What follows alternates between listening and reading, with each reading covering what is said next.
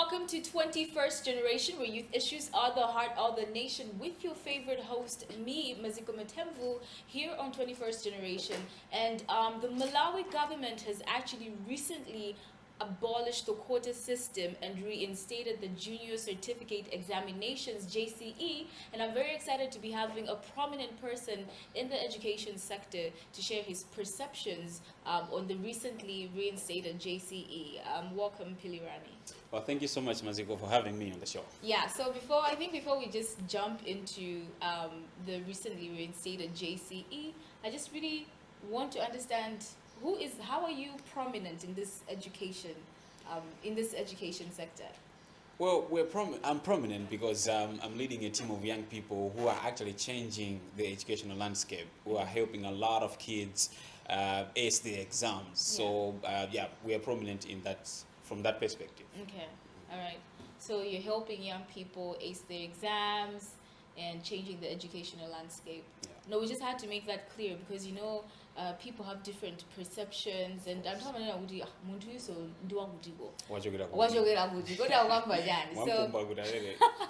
so I'm just really glad that we have that out of the way. Okay. So as I've been saying quite frequently about JCE being reinstated, you have very strong views regarding that, and let's talk about it. Yeah, I think the first reaction that I had was of happiness, because the government brought that JCE back. Okay. But also immediately I felt sadness. Okay. So it's like two sides of the same coin. I was completely happy and I was completely sad about the whole development. All right, fine. So let's unpack the happiness and sadness. I don't know, which one should we start with? Let's start with the happiness. No, let's start with the sadness. Okay, fine. Let's start with the happiness. Okay, let's start with the happiness and Okay, then finish on a sad note, right? Okay, yeah, great.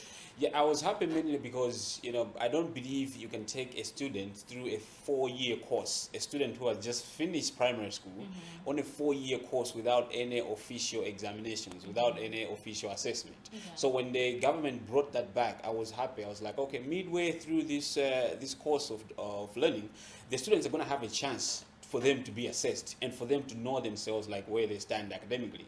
So that's what prompted my happiness. Okay. All right, so basically just the JCE helping facilitate the assessment, Yes, right? yes. On progress of different young people. That's why you're happy. That's why I was happy. Okay, great. So let's talk about the sadness. Why are we ending on a sad note? Why? I was sad because nothing new has been said to have changed. It's like the same old system of examining these students has been brought back with nothing new. What I was hoping for the government to do was for them to do a complete makeshift, like a makeover of the whole arrangement of assessing the kids. I feel like, first of all, the junior certificate is the useless paper. Whoa. Yeah, that is a very strong statement. I know. But I feel like the junior certificate is worthless. Okay. Because first of all, how many universities are going to admit a JCE holder? Okay, fine. But how many people do get into universities? But, however, you read the newspapers, I'm very aware. Of course. You do have other people whose the qualifications they're looking for somebody who has a JCE or an MSCE. So maybe majority can't get into universities. But are those meaningful jobs that you read in the paper looking for JCE? Okay, so that is another question. Yeah, that is another question. But then we're trying to find the relevance. Like, they are requesting for this certificate. Okay. So it's not completely irrelevant. I think the quality of jobs is another conversation. Yeah, of course. I think we can digress to that one, but let's try to stay on track on this one. But I feel like it's worthless, firstly for that reason that I mentioned. I feel like there are not any meaningful jobs that you can get with a JCE. It's like hand-to-mouth jobs, which keeps you in a poverty trap. And secondly, I don't believe that there are many investors out there who can accept you on an entry requirement just having a JCE. And I haven't heard of any. Unless maybe it's a certificate or something like that. So what I'm saying is, why do we spend so much money to go to whatever country that we go to get these certificates printed and give them to the kids? That's what makes me sad, because Malawi is the poorest country in the world. Let's not forget that. Third poorest. Third, yes. Okay, excuse you. Oh, right now it's third. It's bad, but it's not that bad. Oh yeah, it's equally bad. Okay, yeah. Yeah. So as the third poorest country in the world, our way of doing things should be, if we find any little amount of money, we should make sure with everything we've got that we have to make sure it returns the investment that we put in. It has to make impact. So the money that we spent in to pay for invigilators, transporting the exams, security, printing the certificates, I think it's money that is going down the drain. Because at the end of the day, even if the students get the certificates, they're not going to have anything meaningful in their lives. As I said, either they will end up getting the job that you mentioned, which are not going to push them forward, or that's it. So that's the reason why I said I feel very sad that more money is going to be spent printing certificates that are not going to have any kind of impact. Okay, so your issue is with printing out the certificates. The certificates, right? And yes. spending money on printing On out. logistics and administrative issues. Yeah, But I want to take us back to the irrelevance. part. Yeah, to the irrelevance part. Because even this job, so you're trying to also say that MSCE is okay. I caught myself in a trap there. Okay, right. Because people do apply for universities using the MSCE. Yeah. So anyways, so if government shouldn't spend money printing out certificates, what should they spend the money doing? You say you're expecting a makeover of the recent, the dynamics of how the JCE examination is structured. What exactly would you like to see change? You've voted it out, which I guess is a valid argument, but what would you rather have the money be invested in? What change do you want to see? Yes, so my way of thinking was to allow, for the government to come in and say, you know what, let's take JCE for what it is. JCE is an intermediate level. The kid has graduated from primary school, if that's what you call graduation, and they are yet to sit for their MSCE exams. Let's make sure that we introduce them to the secondary level, but not ambush them with a lot of subjects. We could, I think we could take a page from the Book of Cambridge, which administers the checkpoint exams for IGCSE. So what they do is they don't give like 10, 11 subjects for these kids. They focus on the most important subjects. So like, I think they only do like 4. And what we can do is we can trim the number of subjects and say, okay, no, let's focus maybe on 6 subjects or 5 subjects. The sciences, maths, physics, chemistry, those kind of things that build the foundation of somebody's learning. And then let's say, let's assess the effectiveness of the kids in these areas. But we let the teachers in the local schools administer these exams, while the exams themselves are formed by money and moderated by money. So the focus shouldn't be to say who is going to get a certificate, but the focus should be to say, okay, let's prepare these kids for MSCE, but then let's make sure that after they sit for the examinations, we give them comprehensive feedback. They say, okay, in these topics you're not doing well, in these topics you're not doing well. And then the teachers in the local schools act on that feedback. Because the way it is now, it's like let's see who doesn't go to the next level. So it's like even in the homes, these kids just started to pass the exams. So because they feel like it's a shame to fail a JCE. So I'm not sure if I'm coming out clearly on how I would want the JCE to be administrated with the new phase, but that's how I think. Yeah. So you want it pretty much to be done locally, right? Yeah. And Madam still has to do the moderation. Moderate these examinations. Yeah. But I think a strong point that is coming out is on the feedback. Yes. Right? Yes. That's is very on important. the feedback. I think you've mentioned 2 things: feedback and also trimming down the subjects. The subjects. Yeah. But then I always feel like when it comes to trimming down subjects, it becomes really biased. You know what I mean? Everybody wants to focus on maths Sciences. and science and chemistry. Like we have, social scientists. Yes. Chemistry is not very important to us. It's not very, are you sure about that? Yeah, I'm quite sure. Are you sure about that?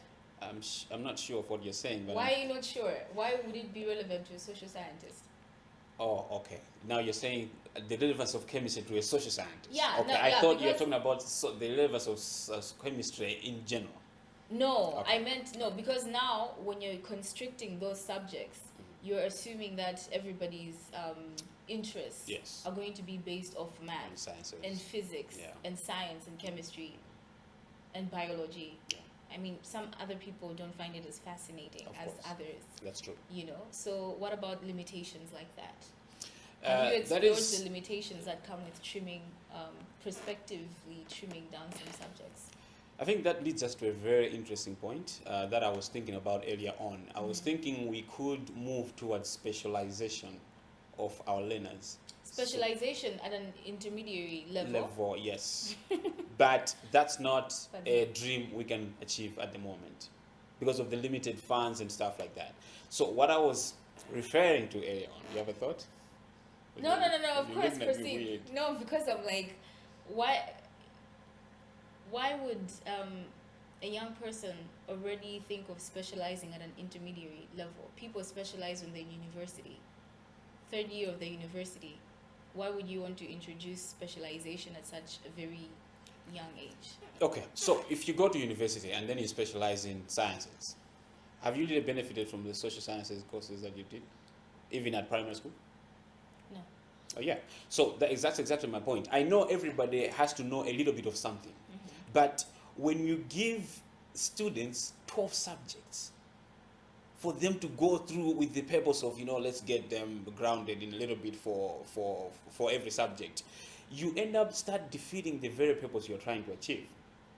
Because when they grow up, when they're going to do the career world, they're not going to be doing all those stuff.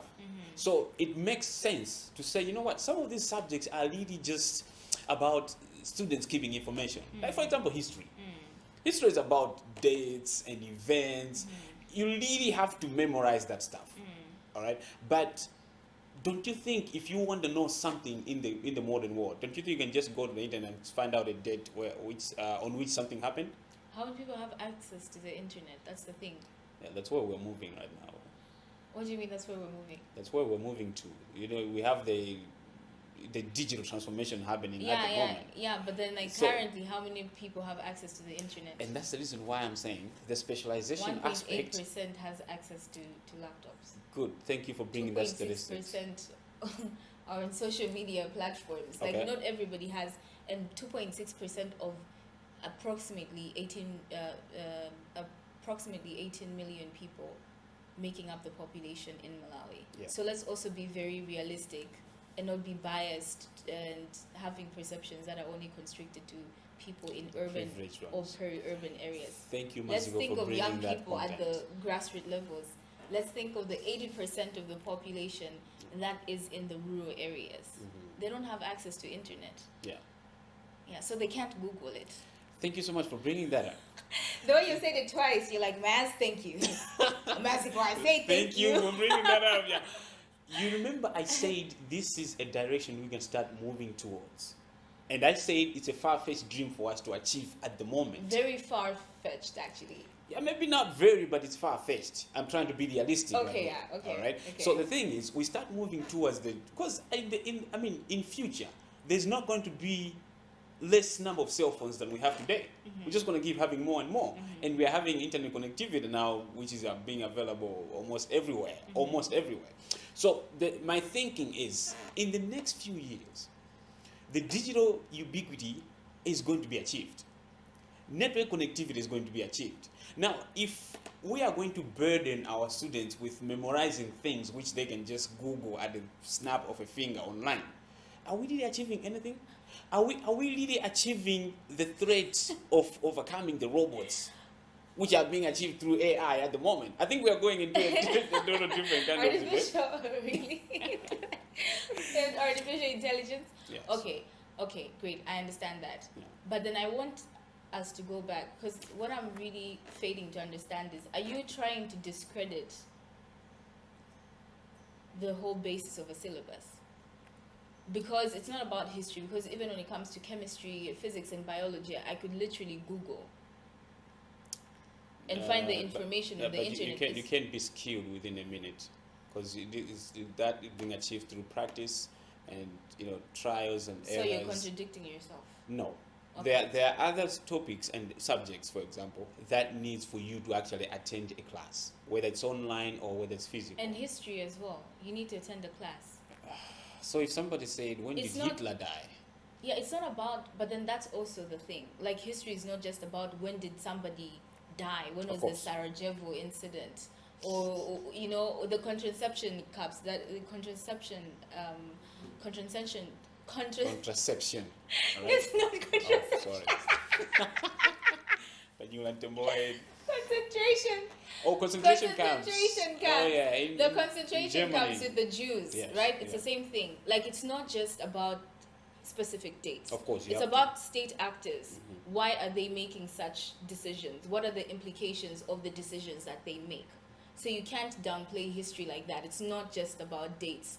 The same thing, chemistry is not just about knowing, you know, like the first 20 elements of the periodic table. of the periodic table. It's not just about that. First of which is helium. Yeah. No. Thank you. It's potassium. The first of the elements? Yeah. No. It's potassium. No. Yes, it's potassium and sodium. Are you sure? Yeah. The simplest elements in the universe is hydrogen. And then hydrogen fuses and form helium. You're trying to confuse me now. Okay. But then, we're yeah. digressing on But it. then, okay. But then the point is, you cannot downplay the relevance of subjects because you can find the information on the internet. Yeah. You understand what I mean? Yeah.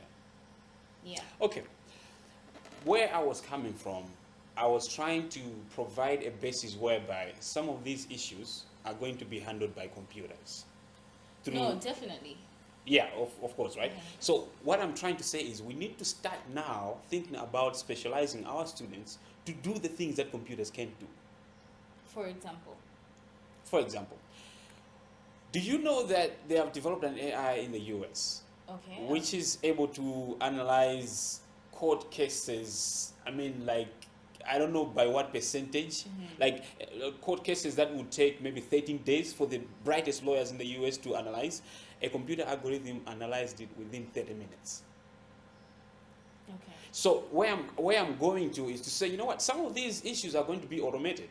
They are not going to be provided by human beings anymore. Let's start thinking along the lines of saying, how do we specialize our students to complement or supplement the other side which computers cannot do?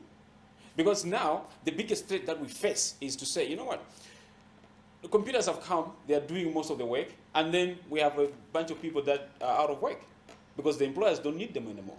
Computers are doing a better job, they don't complain, they don't demand salary raise and stuff like that. So we are going to have a crisis. And I think that's one of the nightmares that I keep having for our country, Malawi.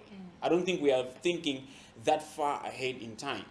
So when I said that we need to start looking at specialization, I was having that in mind. To say there are certain subjects, yes, we need people to know them, but some of that work can be done effectively by computers.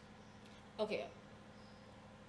But we're talking about 90 years from now, right? Yeah, maybe 10 Look at years. your face. Like 90 You're years, just 90 there years? like, I'll be oh dead wow. by then. Okay, but then how do we really have students to complement the digital advancement? I still haven't heard that from you. Yeah. What would you suggest? To complement the digital advantage. Advancement. Advancement. Right? Yeah, you're talking about, the world is like, it's changing, Yeah, right? moving It's towards incorporating automation. more digital, and you're scared that there's going to be a crisis in Malawi. Yeah. So how would you suggest we prepare for that? How do we incorporate, whether it's the digital, or how do we prepare students for the digital advancement that's currently happening? I think one of the crucial aspects Paying was in mind that 80% is in the rural areas, because I feel yes. like you keep forgetting that. And I will remind you, because I'm a village champion. Oh, nice. Congratulations. I think thank It's you. like, That's thank that's you for a that crucial- irrelevant information. Thank you for that. I think a good place to start would be to start as early as possible to expose these kids to technology. Okay. All right, and coming to address your issue that we've said, 80%, more than 80% of the people are in rural areas with no connectivity and no gadgets whatsoever. It's a thing that we as a country have to address. because it's not going to be like the other part of the world. Going to be like, but Malawi is lagging behind. Let's also slow down. It's not going to happen. We need to play catch up quick, and there are lots of devices that are not being used in the world. It's up to the government to use the bilateral and the multilateral partnership that they have to source some of those devices and say, you know what, we can provide computers in CDSS, we can provide gadgets in rural schools, and some of the organizations have already started doing that. I could mention an example of CYD in Zuzu. They take computers from Scotland and they install them in schools. It's bearing huge results. So I think we need to first of all address the issue of availability of computer technology devices. All right. Then from then on, we need to train our students to start looking at technology as an enabler, not as a source of entertainment, not as a thing where you can watch Netflix and you can play movies and play games and stuff like that, but as a tool that can supplement the biggest tool in the universe, which is sitting right here. Yeah, we get it. Yeah. So then the next steps would be to make sure that we give the skills that cannot be replaced by computers to these kids. And that starts with specialization.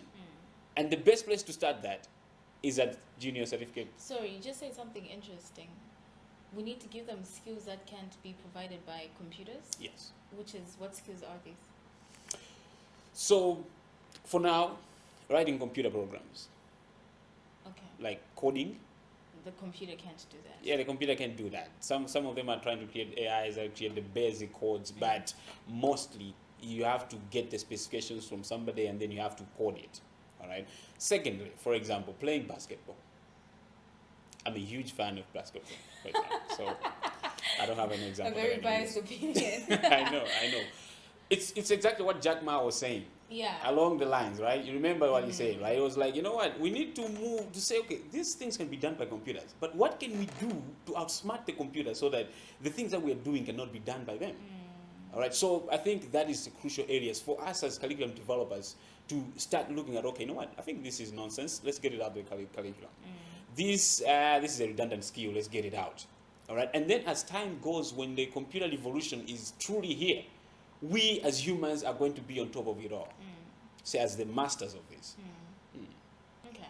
Yeah. Okay. I think we have been having this conversation and we need to finalize this right after this break.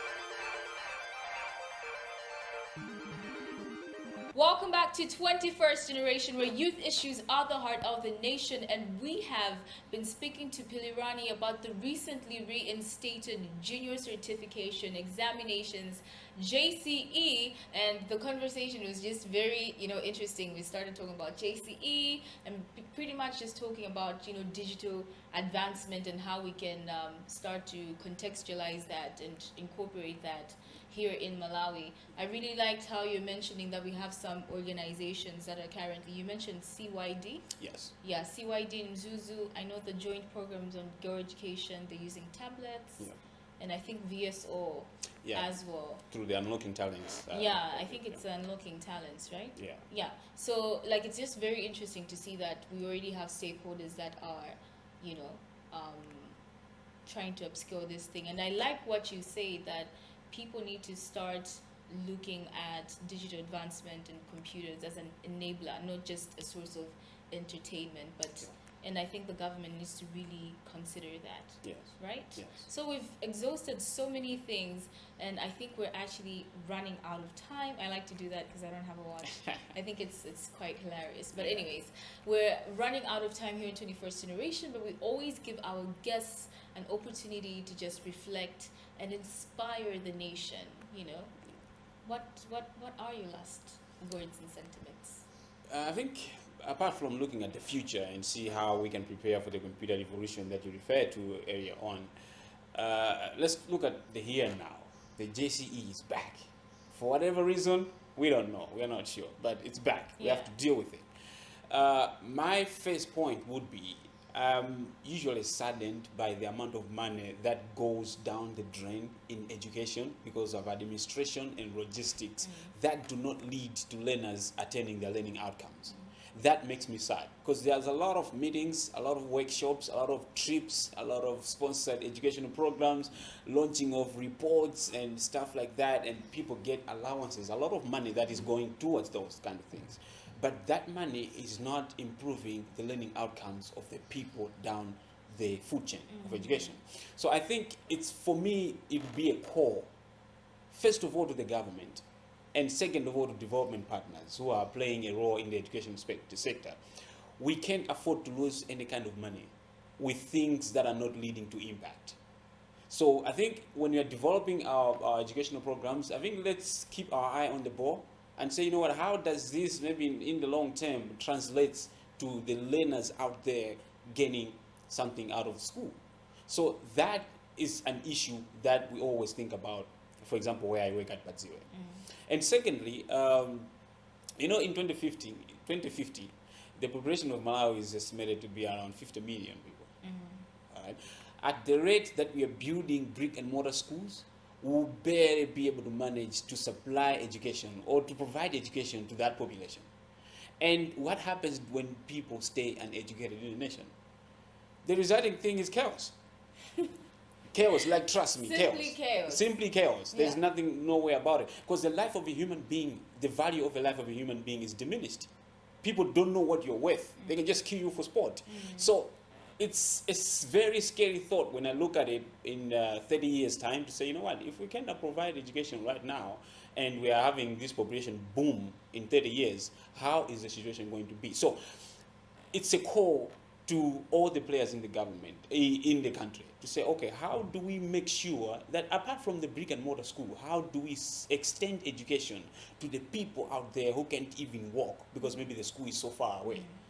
Or maybe they have a disability as or well. maybe they have a disability, or maybe it's a lady who is going through her monthly issues. So I think we need to think. Monthly issues. What do you call them? Biology, but proceed. Monthly biology. Yes. Maybe it's a lady out there, it's a girl out there who is going through her monthly biology. Maybe she's visiting the moon or something like that. Yeah. So it's up to us to find ways, and I think technology provides that perfect solution. The kid can have access to a teacher without having actually to meet the teacher physically. Wow. Yes. Wow. Well, I just really love that technology is the answer, to the educational gap that we're currently facing in Malawi. Imagine a world where your child is learning and they don't necessarily have to meet the teacher. Imagine a world where somebody has a disability and they still have access to education because they don't have to travel long distances. Imagine somebody who can still have access to education even though there are climate change, climate disasters that are currently happening. And I just really do strongly believe that if we do incorporate the computer revolutionary aspect to our syllabus, I think that could greatly impact our results, educational results. Am I right? Yeah. You seem to have zoned out. I couldn't have said it any better. Yeah, You yeah. just Because like put you're the just nail there on the like, coffin. yeah, that's right, Maz. That's right. That's right. You killed it. I killed it. Yeah, you killed it. Exactly. I killed it here on 21st Generation, where youth issues are the heart of the nation. And I absolutely loved our discussion on the recently reinstated JCE and also computer revolutionarization. And I hope you have been inspired as much as I have here on 21st Generation. So make sure you tune in, same time, same place, same host.